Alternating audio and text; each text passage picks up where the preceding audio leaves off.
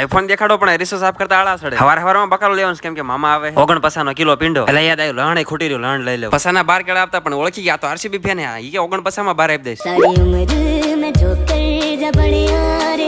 Talent ની કોઈ કમી છે જ નહીં રાજકોટમાં. અકેલે ખાएंगे કેલે. રસિકભાઈ આવી ગયા રૂપિયા મામા લાયા રૂપિયા ભરેલી પેટી. ऐसा लगा मेरा मजाक. અને હા સાસના બે સિંહ કિલો ભીંડો માંથી 500 ગ્રામ તો ડીટીયા નીકળે. એક કામ કરો પાછા દેવાનું 500 ગ્રામ ના પૈસા લઈ લો. મામાને તેડે હોસ્પિટલ થી તડકો તો જવો, લસ્સી પીવી પડશે. રોટલી બનાવીને ખવડાવીને પહેરાવીને કહી દીધું મામા એમને બાય બાય. હસુભાઈ અડધી વધી મગી અહીંયા પડી ગયા BMW માં ઓફિસ. પણ વાટવા મળી ગયા આપણે ભાઈ તો ઉભું તો રહેવું પડે. આપણો વજન તો એટલો ને ગાડીનું પગો તૂટી ગયું. એનું ટેન્શન પછી લઈશું, પેલા દહીં પૂરી ખાઈ લો. સાંજે થઈ ગયા ઘર ભેગા બીજા દી રૂમમાં એકલો તો મેં રોટલી બનાવી નાખો. પછી યાદ આવ્યું તમે ફોલો અને સબસ્ક્રાઇબ તો કરતા ને એટલે રોટલી બળી જાય.